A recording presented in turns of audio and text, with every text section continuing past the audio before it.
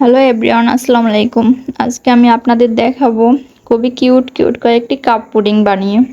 এর জন্য প্রথমে ক্যারামেল বানিয়ে নেব। প্যানে চিনি আর একটু পানি দিয়ে ক্যারামেল বানিয়ে নেব।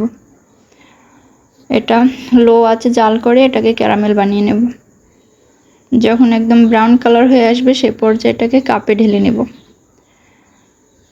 এরকম যখন ব্রাউন কালার হয়ে আসবে আমি কাপে ঢেলে নিচ্ছি। সবকটি কাপে ঢেলে এরপরে একটা পাত্রে ডিম নিয়ে নেব দুইটা।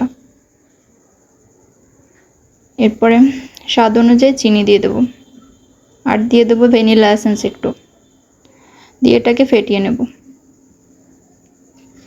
ফেটিয়ে আগ থেকে জাল করে রাখা দুধ যখন একটু ঠান্ডা হয়ে আসবে সেই পর্যায়ে এটাকে দিয়ে আবার একটু ফেটিয়ে নেব। ফেটিয়ে কাপে ঢেলে নেব। একটা ছাঁকনির সাহায্যে ছেঁকে নেব যাতে লাম না থাকে। এরপরে টুকরো করে রাখা কয়েক পিস আম দিয়ে দেব। আমগুলো দিয়ে ঢাকনা দিয়ে আমি রাইস কুকারে 25 মিনিটের জন্য দিয়ে দেব। এরপরে 25 মিনিট পর একটা কাঠির সাহায্যে চেক করে নেব। এই যে হয়ে গেছে।